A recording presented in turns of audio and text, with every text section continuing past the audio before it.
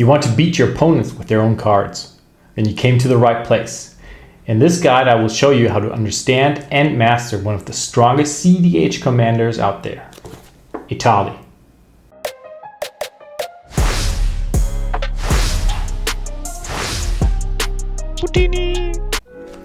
Etali's Enter the Battlefield ability allows you to cast the first non-land card from each player's library for free, commonly referred to as flip. Sometimes these flips are underwhelming, like counter spells you can't use, but other pieces they reveal game-winning cards, such as tutors, clone effects, or even full combo pieces. The main goal of this deck is simple: get Etali onto the battlefield as fast as possible. The deck is built to consistently cast Etali on turn 2, and in rare cases even turn 1. When that happens, the game can end immediately. Downsides of the deck. Like most turbo strategies, Etali gets weaker the longer the game goes. The more time passes, the more interactions your opponents will have access to. There are also specific cards that can completely shut us down or are extremely difficult to answer once they resolve early. Early counter spells to watch out for. If your opponents are holding these cards, political conversations become very important. Problematic stacks pieces. These are among the most frustrating cards for Etali, especially if they appear early, but they can still be problematic later in the game. Cards we don't like. These cards allow your opponent to draw a large number of cards while we execute our plan, often giving them enough interaction to stop us and potentially win on their turn. Answers for problematic cards. While the deck does include some answers to these effects, we do not fully commit to fighting them. Our priority is always speed. When in doubt, embrace the turbo plan and jam Etali. Win conditions. So how do we actually win the game? Dualcaster Mage and Clone Spell. This combo works even through many of the stacks pieces mentioned earlier. How it works. You cast a Clone Spell targeting a legal creature. Molten Duplication can also target artifacts and hold priority. Then you cast Dualcaster Mage. Its Enter the Battlefield trigger copies the Clone Spell, targeting Dualcaster Mage. This creates a new Dualcaster Mage with haste, which again copies the Clone Spell. This loop generates infinite hasty Dualcaster Mages, allowing you to kill all opponents through combat damage. Emrakul. Casting or flipping Emrakul often creates situations where you completely control the game. By manipulating opponents' turns, you can assemble wins using effects like Underworld Breach, Brain Freeze, and milling your opponents out. You can also cast spells like Toxic Deluge or Chain of Vapor and many other spells to completely take control of the game. Primal Sickness. One of the most overlooked win conditions is transforming Etali into its Phyrexian side and winning via poison counters.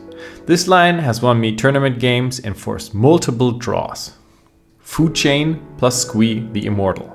By exiling Squee repeatedly, you generate infinite mana. With infinite mana, you can cast Etali infinitely, exile every library, and win by passing the turn. If you're uncomfortable winning that way because your opponent might have an endurance, the deck offers multiple alternatives. At some point you will have your Underworld Breach resolved, which gives you full access to your deck. Combined with Noxious Revival, you can also access opponents' graveyards while preventing yourself from milling out. Dualcaster Mage combo, repeated Emrakul casts to control all opponents' turns, or wheel effects to deck your opponents are also easily done. Sometimes Etali flips a Thassa's Oracle, which can also be cloned to secure a win. Cards like Praetor's Grasp, Mnemonic Betrayal, and other steal effects further expand your win lines. Creativity is key. The ways to win with Etali are nearly limitless. Key cards. This deck is designed to generate explosive amounts of mana to enable fast Etali casts.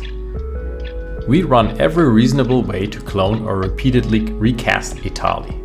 When choosing which Etali to sacrifice to the Legend rule, it is usually correct to sacrifice the clone, especially if it would leave the battlefield at the end of turn anyway. Cards like Eldrazi Confluence or Flicker generally need Etali to remain on the battlefield. There are some exceptions. Creature-based clones are often better to keep on the battlefield. Hellkite Cursor benefits from Etali being in the command zone. Extending Etali turns. Several cards outside of clone effects allow Etali to be recast multiple times in a single turn. Hunting Velociraptor can drastically reduce Etali's cost if it connects with an opponent. Combined with sacrifice effects like Infernal Plunge on Etali can enable additional casts. Harrigas allows you to sacrifice creatures, including itself, to further reduce Etali's cost and generate additional flips. Eldritch Evolution targeting Etali often finds Hellkite Cursor, which puts Etali back on the battlefield. Noxious Revival is extremely flexible, allowing you to recycle key cards or manipulate opponents' libraries during Etali triggers. Flare of Duplication can copy powerful spells flipped by Etali and sometimes directly lead to wins.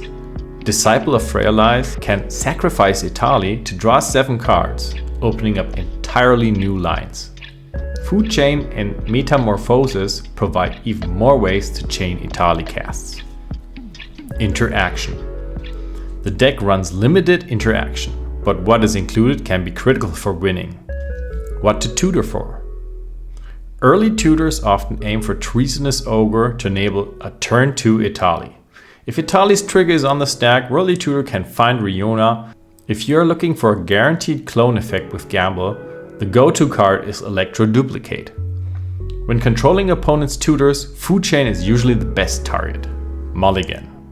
Always mulligan with the goal of casting Etali on turn 2. I regularly mulligan down to 3 cards.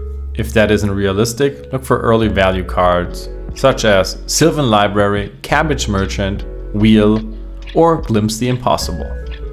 Insane turn 1 cards. Look out for Cabbage Merchant, Hunting Velociraptor, Treasonous Ogre, Evendo Brush Razor. These cards can completely change the game if played on turn 1. Longer games.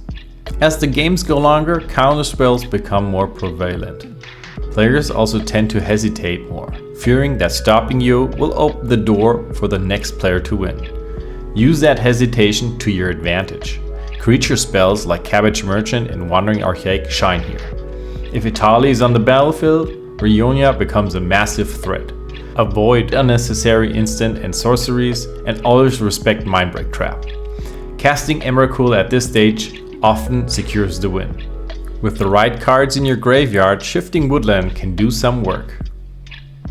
Bad flips. Not every flip will be good, and that's okay. Don't tilt, don't get salty. You can even use bad flips to your advantage by downplaying your position and sneaking back into the game. Which brings us to politics. Etali attracts hate, sometimes before the game even starts. Don't take it personally. It's mostly banter. Counterspell deals come up frequently. Be honest, explain your plan and offer deals that benefit both sides. If someone shows you Force of Will, you can promise not to cast clone spells that turn. This allows them to save interaction for real win attempts while you keep Etali on the board. The same applies to mental misstep situations that often target your mana vault. Convince your opponents to save that for a Mystic Remora. Getting bullied into doing nothing is not an option for you. The longer the game goes, the worse it is for Etali. Make that clear. Never forget, most players would rather stop a deterministic win than gamble against Etali's randomness. Etali is hands down the most fun commander that I've ever played in cEDH. His flips sometimes generate unforgettable moments or stories that I tell at my weekly games. And now it's your turn to create your own. If you have any questions, feel free to ask them. My current deck list, which I keep updated, will be down below in the description. Thanks for watching, and I hope to see you next time.